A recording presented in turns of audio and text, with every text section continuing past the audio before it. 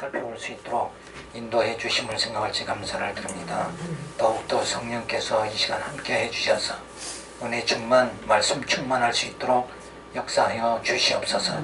감사하고 예수님의 이름으로 기도드렸습니다. 아멘. 요 페이지 맞아요 지금? 네. 7장 4절? 네.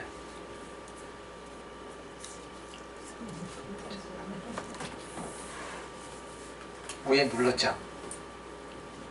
예. 위에. 예. 네.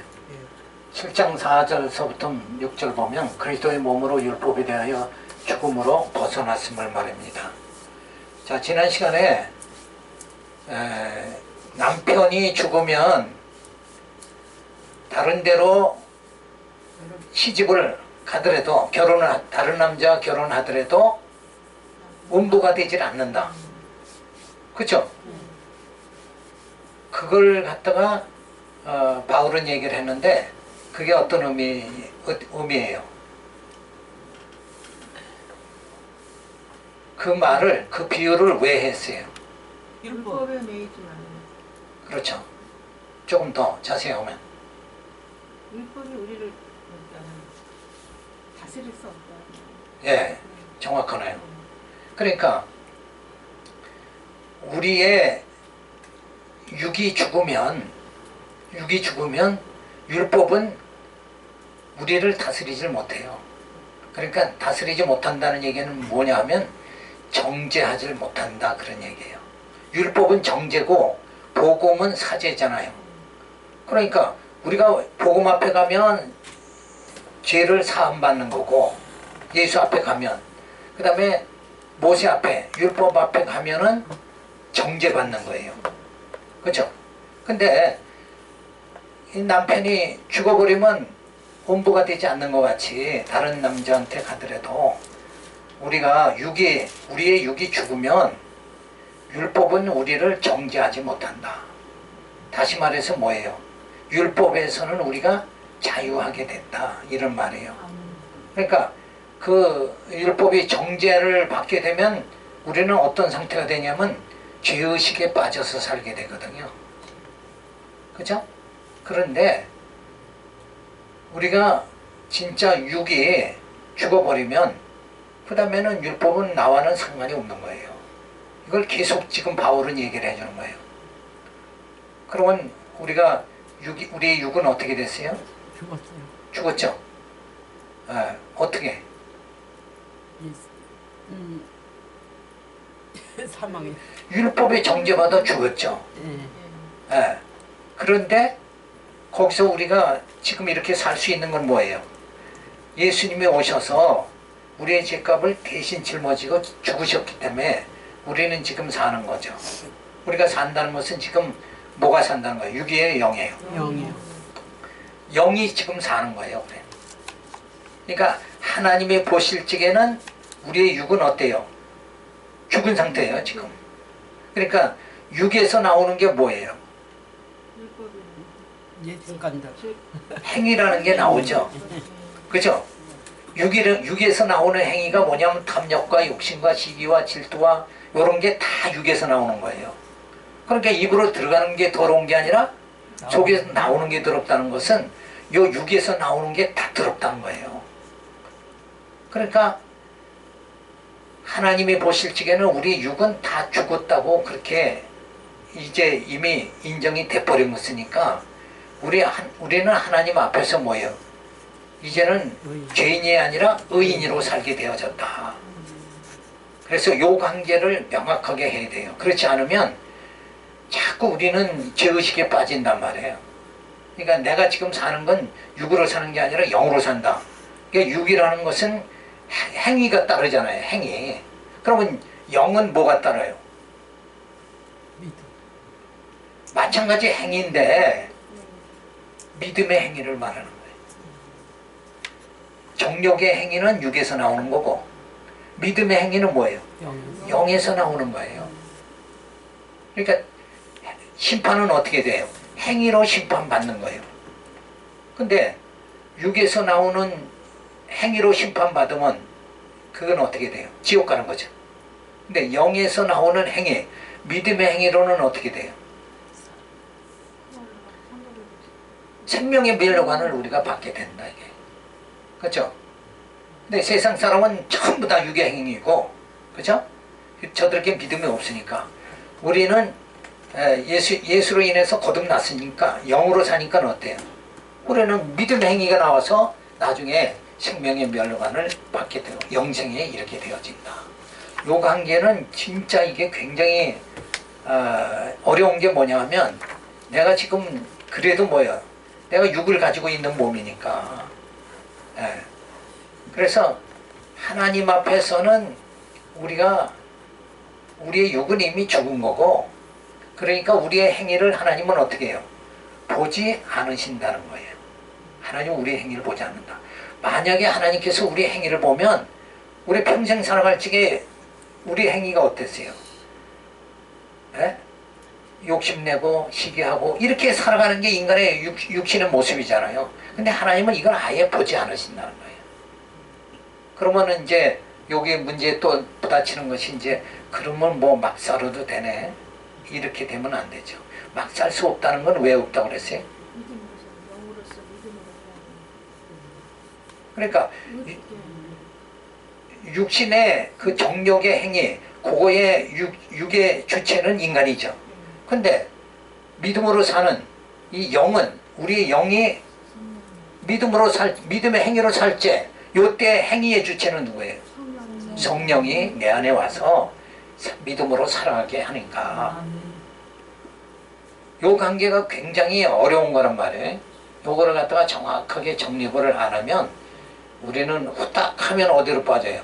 죄의식에 또 빠진다고. 그러니까 요 관계에서 벗어나서 우리가 이 로마서를 상고해 나가야 된다. 그래서 그리스도의 몸으로 율법에 대하여 죽음으로 이미 우리는 율법에서 뭐예요? 벗어났다. 죄의식에서 벗어났다. 그렇게 여기서 로마서에서 바울이 말하는 거죠.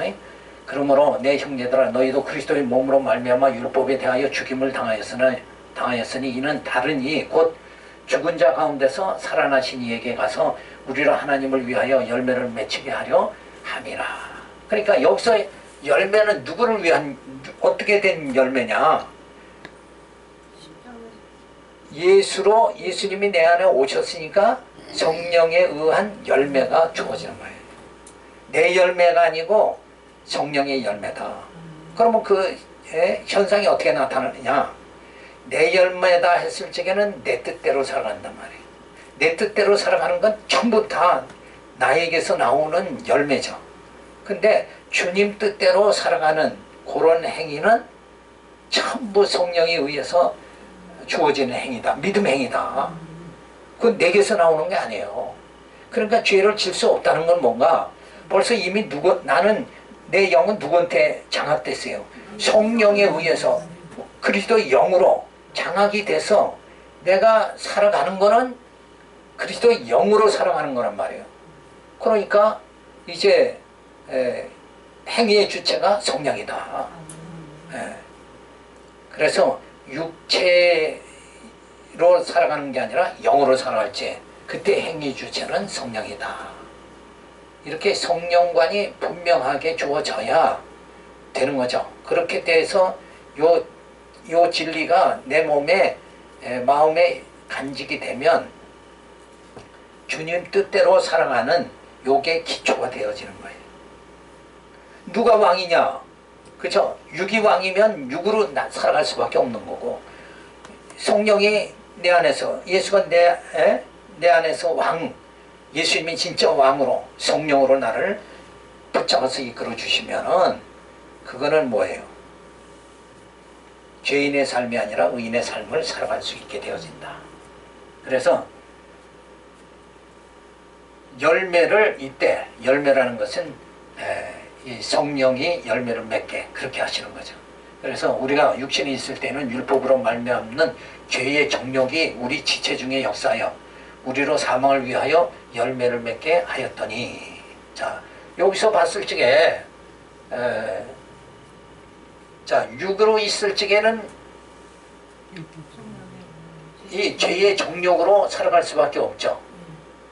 그러니까 요때도 내 안에 죄가 나를 마구잡이로 이끌어 가니까 그때 뭐라 그래요?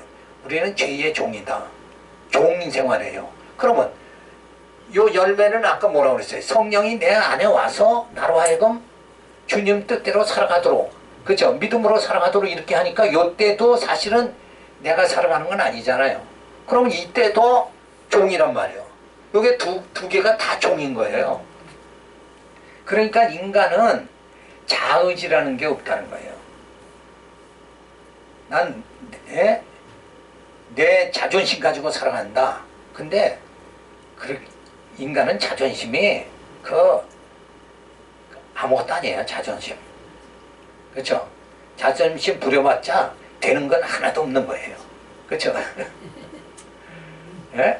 그런데 그래서 인간은 어쨌든 여기서도 성령이 나를 이끌어갈 때도 요때는 무슨 종이라고 그래요? 의의 종이고, 요때 율법에 의해서 죄의 종력에 의해서 내가 살아갈 때는 죄의 종이다. 그래서 우리는 어차피 종인 거예요. 의의 종이냐 죄의 종이냐 요것만 다른 거예요. 그러니까 오직 의지는 조물주인 하나님만 절대 의지고, 우리는 그 하나님 은혜 가운데서 주어지는 상대 의지다. 그러니까 우리는 꼭 나라는 걸 자꾸 드러내려고 그러잖아요. 인간은 나라는 걸 좀 나의 존재감을 자꾸 드러내려고 하는데 그게 다 육족에 속한 거지 성령에 의한 건 아니다. 그러니까 나라는 걸 자꾸 드러내면은 결국은 뭐예요? 하나님과는 점점 멀어지는 거다. 그러니까 나는 그냥 하나님 앞에 무익한 종입니다. 이러고 우리가 살아갈 수 있게 되어져야 되죠.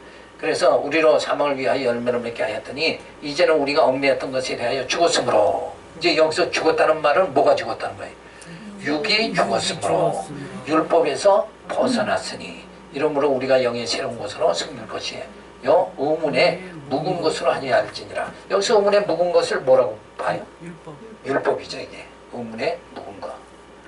그거 꽤 묵은 거니까 그건 아무 소용이 없다. 그래서 옛 계명하에서 살아가지 말고 예수님 뭐라고 그래요? 새 계명, 내가 새 계명을 주노라. 그 새 계명으로 우리가 살아가도록 이렇게 하는 거예요. 그러니까 율법에서는 이게 10가지죠. 10계명 10가지인데 이제 예수님이 오셔서 위로 하나님 사랑, 아래로 이웃 사랑, 이래가지고 2개가 됐어요. 그 다음에는 이제 성령이 오셔서는 하나가 돼버렸어요. 사랑이다. 사랑의 계명이에요. 그 그리스도의 법으로 살아가도록. 그러니까 모든 이것은 사랑으로 다 흡수가 된다. 그러니까 율법도 이 하나로 다 흡수되는 거예요. 뭘로 흡수되느냐? 사랑하면 도둑질 안 하죠. 사랑하는 사람 걸 도둑질 안 할 거 아니야. 그렇죠? 사랑하는데 간음 안 할 거 아니에요. 시기하고 질투 안 할 거 아니에요. 그러니까 사랑이 뭐의 완성이다? 율법의 완성이다. 율법은 이미 예수로 인해서 성령으로 완성이 됐으니까 우리가 율법에 매일 필요가 없다. 아까 말한 대로 벗어났다. 이렇게 되는 거예요.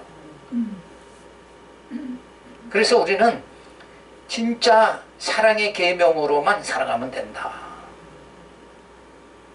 그러니까 우리 믿는 자의 행위를, 그럼 행위의 규범이 뭡니까? 이러면은 행위의 규범은 10계명이 아니라 3계명, 사랑의 계명이다.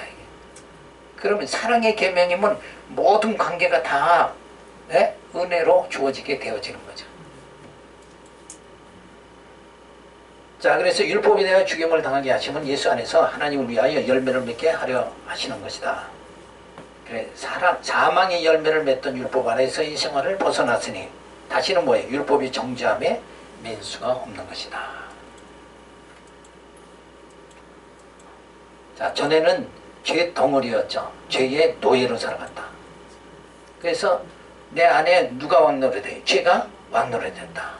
그래서 결국 하는 일마다 뭐예요? 사망의 열매를 맺을 수밖에 없다. 근데 이게 다 뭐예요? 육의 힘으로, 내 힘으로 그렇게 살아가는 모습이죠. 그래서 나는 의인이다.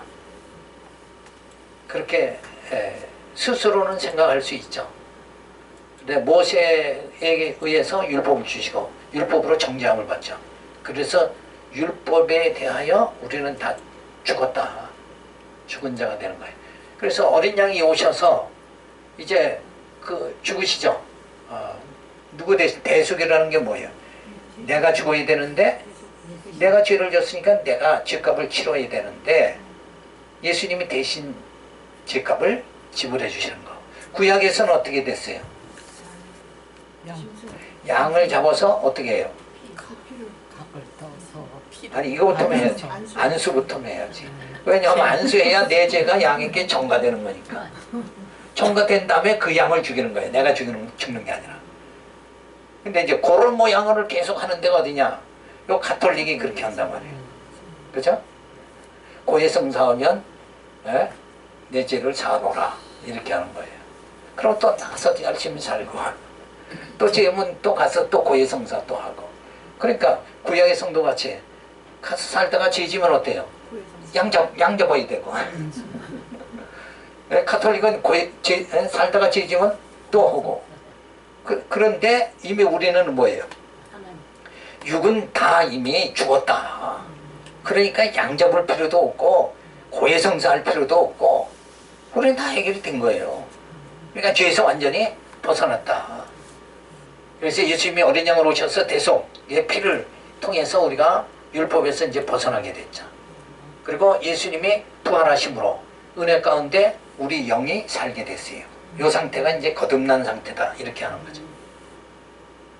그래서 성령의 열매를 맺으면서 살아가죠. 그 성령의 열매가 사랑과 희락과 평화, 오래 참음, 자비, 양성, 충성, 온유, 절제. 미워도 절제를 해야 돼. 참아야 돼. 그죠? 네. 어느 정도 참아야 되는가? 예수님 같이 참으면 되죠. 예수님은 어떻게 참으셨는가?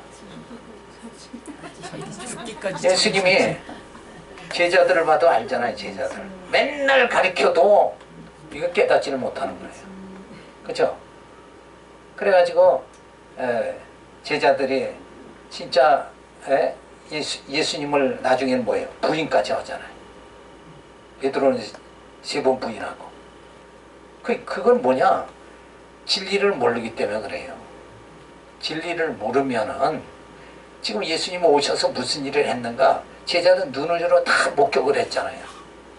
십자가 지시는 것도 다 목격을 하고 부활하신 이걸 다 제자들은 목격을 하게 되는데도 불구하고 그런 사건만 보지 예수님이 왜 죽으시고 예수님이 왜 부활하셨는가 요걸 모르면 그 의미 자체가 없잖아요. 그렇죠? 요걸 깨달아야 돼요. 우리가 다윗이 골리앗 물리쳤다 이게 중요한 게 아니라 다윗이 골리앗을 물리칠 수 있었던 것은 뭐예요? 신앙에 하나님이 함께 하기 때문에 하나님 백성 하나님이 함께 하신다. 그렇죠? 요것 때문에 골리앗 물리친 거잖아요. 다윗의 힘으로 물리친 게 아니라 성령의 힘으로 물리친 거죠. 그러니까 그렇게 우리는 우리 안에서 나오는 이 모든 거 그래서 예수님은 내가 가야지 너희들이 좋다. 예수님이 죽으셔야 내가 빨리 아버지께 가야 너희들이 좋다. 그 얘기한 건 뭐예요? 거기서 성령이 와서 너희들은 내가 지금 아무리 가르쳐도 어떻게 깨닫지를 못하죠. 근데 성령이 오면 우리의 영을 말씀을 깨닫게 그렇게 만들어진단 말이에요. 성령은 예수는 내 밖에 있었지만 성령은 뭐예요? 내 안에 오시잖아요. 그래서 나의 생각, 마음, 그죠? 지정의 이거를 다 성령이 장악해가지고 나를 깨닫게 그렇게 이끌어간단 말이에요. 그러니까 예수님이 와서 아무리 가르쳐줘도 이 제자들이 모르잖아요. 성령이 와서 그렇게 깨닫게 되어지도록 그래서 전부 제자들이 어때요? 나중에는 진리 깨닫고 어떻게 해요? 순교에 이르잖아요. 전부 순교하잖아요. 근데 베드로도 깨닫지 못했을 땐 다굴기 전에 3번 예수를 부인했고 성령을 받고 나서 성령이 오셔서 깨닫게 하니까 십자가를 거꾸로 지고 순교하게 되어진 거란 말이에요. 그러니까 예수님은 어느 만큼 어느 정도 참으셨는가?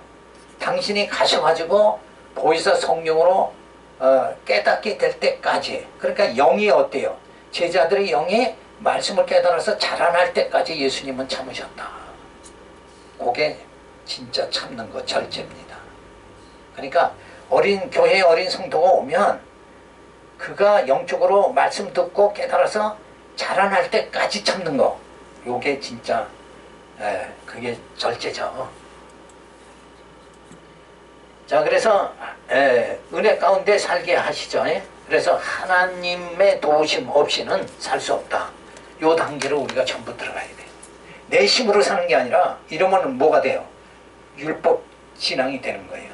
내 힘으로, 내 행위로 살 수 있다. 뭘 살아야 영생을 얻으리까? 이렇게 내 행위로 빠지면은 나는 뭐의 종이? 죄의 율법의 종, 죄의 종이 돼버리고 마는 거예요. 근데 나는 아무것도 할 수 없다. 내 안에 누가? 성령께서 나를 이끌어 주셔야 된다. 난 그 은혜, 그 하나님의 은혜가 없으면 난 살 수가 없다. 이렇게 되어 있죠. 하나님의 도우심이 없이는 살 수가 없다. 이 단계까지 우리가 내려가야 돼. 그래서 하는 것마다 우리가 하는 것은 죄뿐이다. 요걸 깨닫는 거. 그래서 우리는 이제 성령에 의해서 이끌림을 받는 그 신앙 상태가 되어져야 되죠. 그래서 영의 새로운 것으로 섬길 것을 말합니다. 영의 새로운 것은 뭐예요? 성령에 의해서 우리가 믿음의 행위가 나타나는 거. 성령의 완전한 인도함을 받는 상태에 들어가는 게 뭐예요? 영의 새로운 것으로 섬기게 되어진 거예요. 하나님을 섬기게 된다. 그러니까 내가 섬기는 게 아니라 내 안에 성령이 오셔서 나의 이 지정의 이거를 통해서 하나님을 섬기도록 그렇게 이끌어 주신다. 그래서 전에는 죄가 왕노릇했죠. 죄의 노예를 살고 그래서 죄 덩어리였어요. 그래서 사망이 왕노릇하게 됐죠. 그래서 율법의 멍에에 시달리는 고달픈 인생을 살아갈 수밖에 없었다. 근데 예수님이 오셔서 죽으심으로 또 부활하심을 통해서 예수 안에서 새 생명을 우리는 얻게 되어졌다. 요게 거듭난 상태를 말하죠. 이제 육으로 사는 게 아니라 영으로 살게 된다. 그래서 이제는 율법에서 벗어나서 죄의식에서 벗어나는 걸 말하는 거예요. 그래서 규범의 속박에서 벗어나게 되어졌다.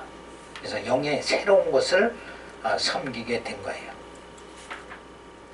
영의 새로운 것을 섬긴다는 말은 뭐예요? 이제 영으로 살게 됐다. 그런 말을 하는 거예요. 그러니까 성령의 인도함을 받는다. 그래서 공로주의에서 우리는 벗어나게 되고 외시적 신앙에서 벗어나고 그 다음에 율법을 지킬 필요가 없게 되어진다. 규범 속에 들어갈 필요가 없게 된다. 이제 규범이 아니라 뭐예요? 사랑으로 사랑의 짐을 서로 지면서 살아가는 사랑의 관계. 그죠? 요 사랑의 관계지 법의 관계, 규범의 관계는 아니다. 그러니까 교회에서 자꾸 무슨 법을 자꾸 따지고 법대로 합시다 이런 건 좋은 거 아니에요. 왜 법대로 해? 사랑으로 해야지. 그죠? 그래서 굉장히 그런 걸 이렇게 따지는 엄격한 분들이 있는데 그렇다고 그러면 대충 아무렇게나 살아가느냐? 그건 아니죠. 우리 안에 누가 성령이 오셔서 죄를 내가 짓고 싶어도 죄에 이끌리지 않도록, 그죠? 죄의 종으로 살아가지 않도록 성령이 나를 주관해 나가신다.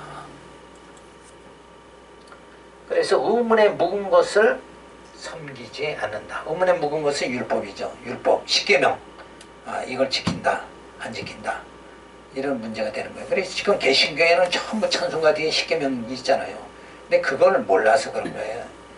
이게 왜 그러냐면 칼빈도 이 행위 문제에서는 이걸 정립을 못 해줬어요. 행위 문제.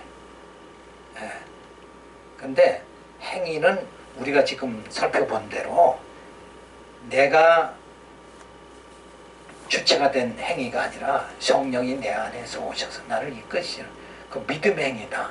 그래서 정욕의 행위냐 믿음의 행위냐는 그거는 구체적으로 어디 가서 야고보서에 계속 그걸 야고보서는 그 자체만 노는 거예요.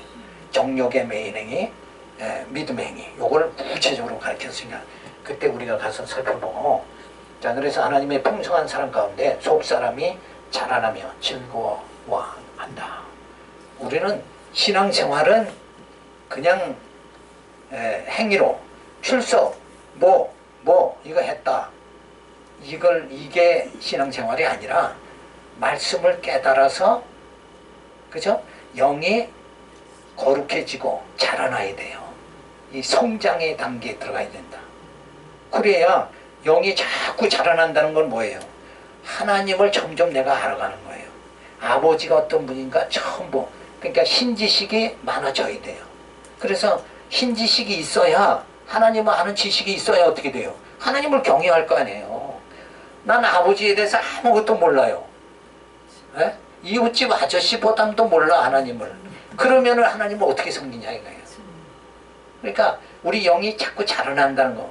어린아이가 자꾸 자라나면 부모가, 아버지 엄마가 어떤 분인가를 자꾸 알아가잖아요.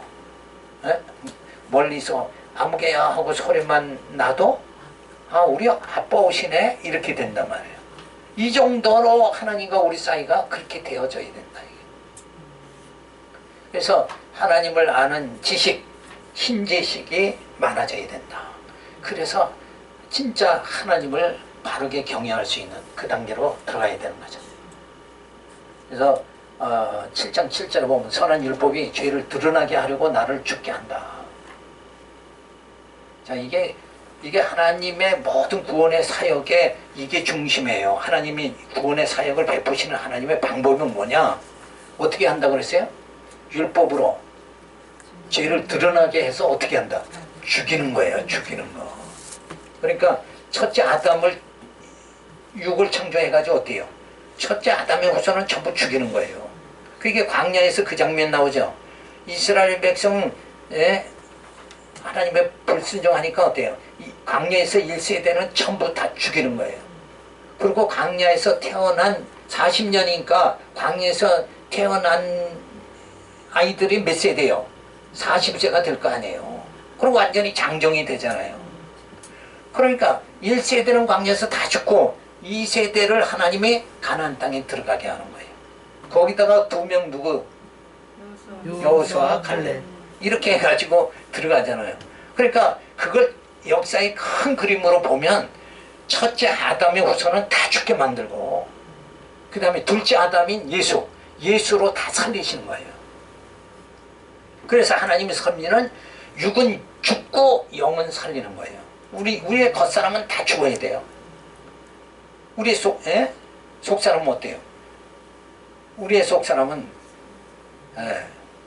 살게 그렇게 하시는 하나님의 섭리. 그러니까 나의 육은 죽고 나의 영은 살게 하시는.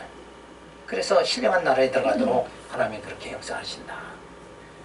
근데 여기서 이제 이해를 해야 되는 게 선한 율법 그랬어요. 율법 자체는 나를 정죄해가지고 죽이는 거잖아요. 그럼 내 입장에 봤을 때 율법은 뭐예요? 죽이는 거. 선한 거예요, 악한 거예요? 악한 거지. 내 입장에서 봤을 때는 나를 죽이는 게 율법이니까. 근데 그게 선하다고 지금 여기서 얘기하잖아요. 그럼 어떤 의미에서 선하다는 거예요? 네? 하나님이 그 율법 또한 죄를 드러나게 하니까는 또한 그것을 살리는 거겠죠. 그렇죠. 그게 맞죠. 그러니까 율법은 나의 죄를 드러나게 해서 누구에게 인도를 해요? 예수에게 인도를 하니까 그런 면에서 율법은 뭐예요? 선한 거. 선한 거다. 그런 의미예요. 율법 자체가 선하다는 게 아니라 그럼 율법 선언해요? 그러면 선하면 십계명 지키고 살아야지 또 이렇게 나갈 거 아니에요.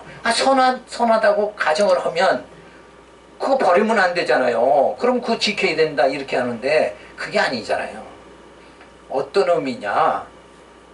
율법을 통해서 정죄받으니까 내가 이거 말할 수 없는 죄인이구나. 이걸 깨닫고 이젠 살 길을 찾아야 되겠다. 그리고 누구를? 예수에게 우리가 마음이 그쪽으로 가도록 만드는 그 의미에서 율법은 선한 거다 이거예요. 그러니까 율법 자체가 선한 게 아니라 율법을 사용하시는 하나님 편에서 봤을 때 율법도 선한 거다. 그 하나님은 뭐예요? 선과 악이 아무 관계가 없는 분이니까 악인도 적당한 때에 들어 쓰신다고 그랬잖아요. 그렇죠? 그게 어떻게 적당하게 하나님이 들어 써요? 착한 백성이 있는데 얘가 자꾸 꼬장 부리고 믿음의 길로 안 가. 그러면 어떻게 해요? 악인을 통해서 어떻게 돼요? 고통받게 해가지고 야 이거 내 역사는 죽겠구나. 주엄더미 먹다가 난 죽겠구나. 그러니까 아버지 집에 가는 것 같이 요 상태로 만들어 버린다는 거예요. 그런 의미에서 선한 것이다. 그런데 우리가 무슨 말 하리요? 율법이 죄냐? 그럴 수 없느니라. 여기서 율법이 죄냐? 그거 나쁜 거냐? 그럴 수 없다는 거예요. 왜? 좋은 용도로 쓰임을 받게 하니까. 그죠? 내 육을 죽이는데 하나님이 율법을 나에게 써가지고 나를 예수 믿게 하니까 그런 의미에서 이건 참 선한 것이다. 율법이 죄냐? 그럴 수 없느니라. 율법으로 말미암지 않고는 내가 죄를 알지 못하였으니까 율법이 탐내지 말라 하지 아니었으면 내가 탐심을 알지 못하였으리라. 그러나 죄가 기회를 타서 계명으로 말미암아 내 속에서 각양 탐심을 이루었나니 내 속에 죄가 있으면 이 정력이 어때요? 불릴 듯 일어나는 거예요. 내 속에 뭐가 있어요? 시기가 있으면 시기가 불릴 듯 일어나게 막 만들어요. 불 지르는 거예요, 사실.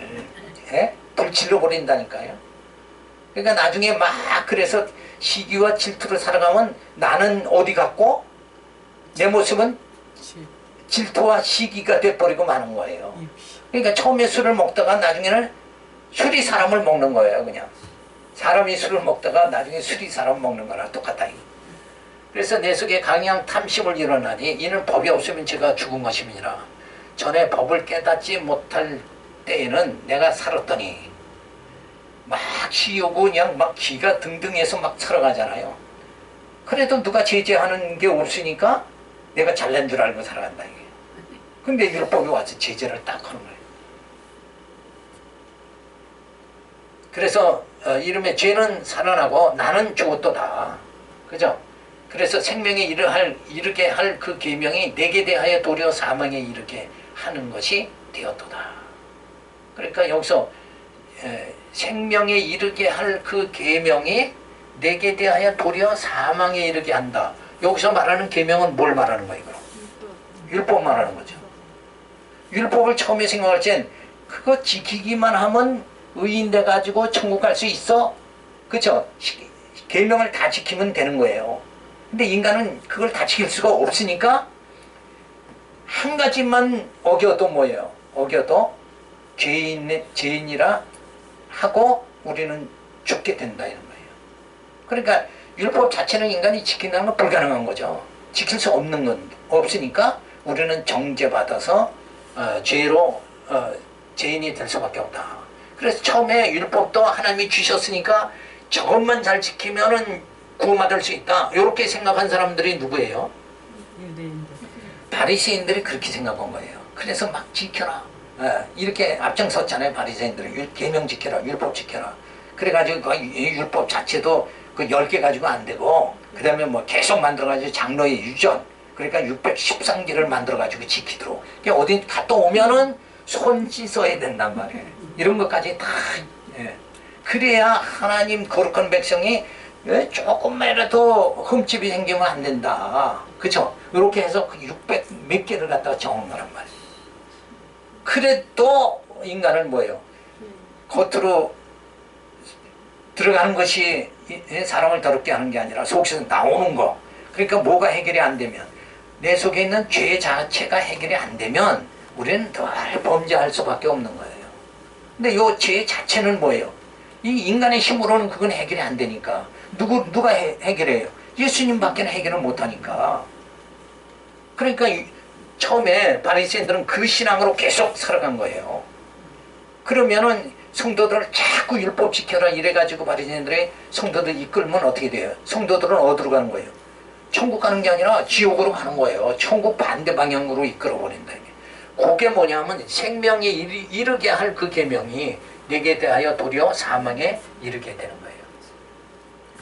죄가 기회를 타서 계명으로 말미암아 나를 속이고 그것으로 나를 죽였는지라 이러보건대 이게 나를 속이고 그것으로 나를 죽였다. 이 말은 뭐냐면은 아니 율법 지키기만 하면 천국 간다 그랬는데 이걸 율법을 지키다 보니까 자꾸 어기게 되죠.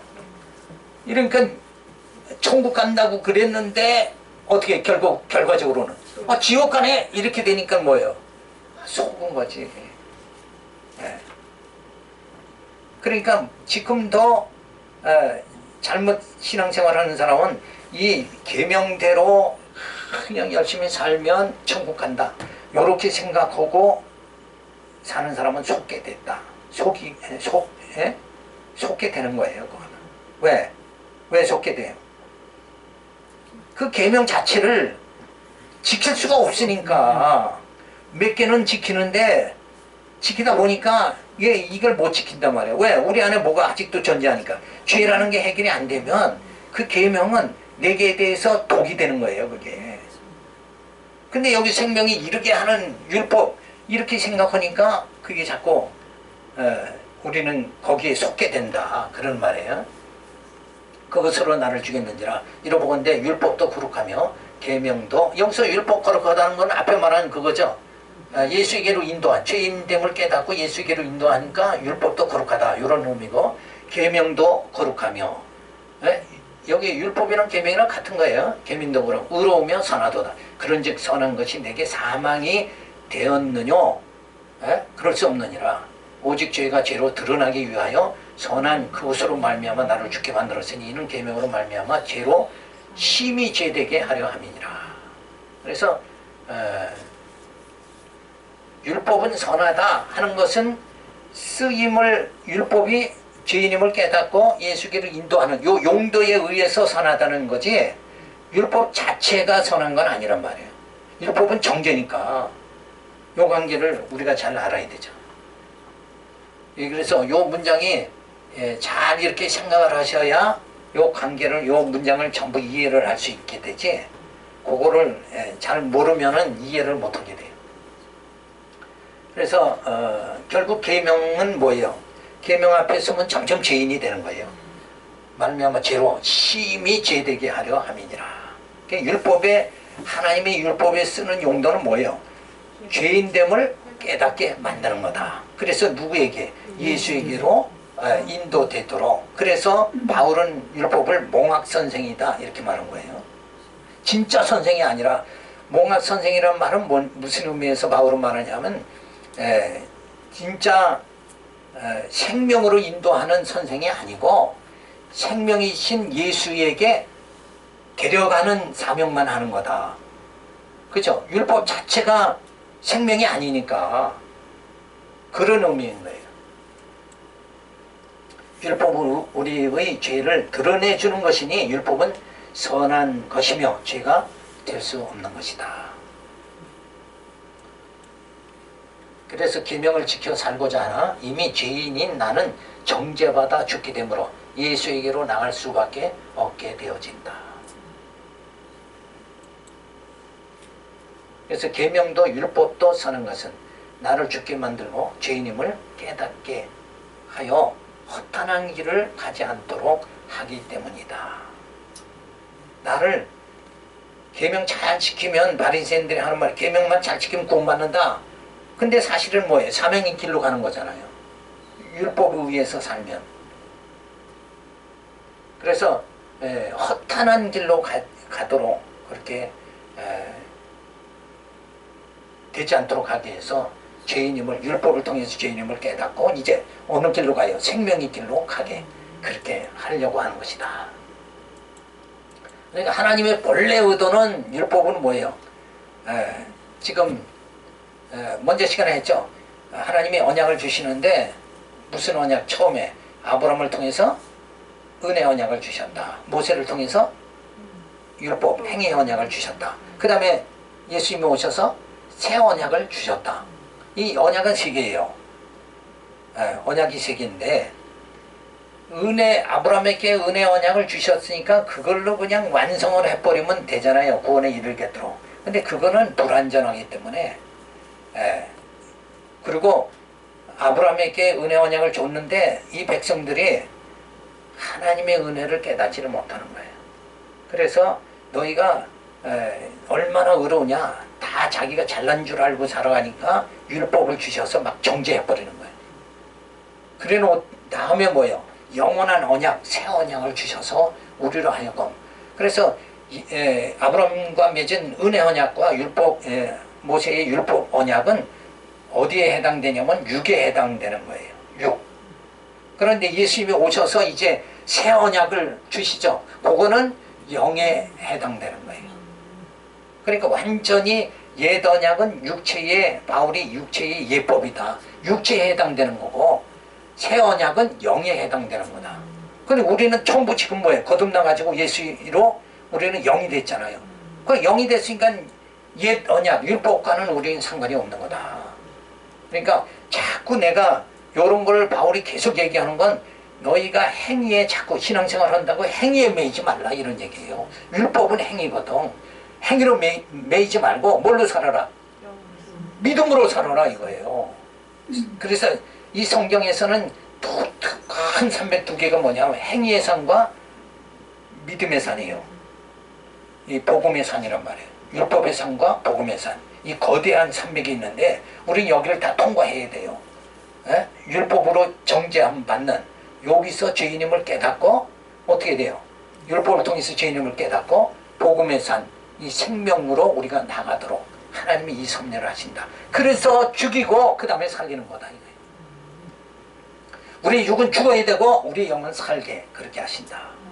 그러니까 우리 영이 살려면 뭐와 가까이 해야 돼요? 말씀에 가까이 해야죠. 말씀에 창념해라. 왜? 영의 양식은 말씀이니까.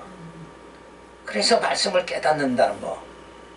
그래서 제가 한 달에 한 번씩 책 드리는데 그게 처음에 주석은 원어 해석을 안 했잖아요. 근데 두 번째 속부터 요한복음 드렸죠. 그 원어 해석으로 성경을 원어로 쭉 이렇게 뜻을 알아가도록 앞으로 계속 드릴 거예요. 자, 그래서 하여튼 모세를 통해서 율법을 주셨고, 계명, 율법 안에는 계명과 규례가 있는데 계명은 정죄예요. 그러니까 계명이라는 건 뭐냐? 살인하지 말라, 이게 계명이에요. 그 다음에 규례는 뭐냐? 제사 규례가 있죠. 제사 규례. 제사 규례. 그러면 뭐예요? 용서받는 거. 그러니까 율법 안에도 정죄와 사죄가 동시에 있는 거예요.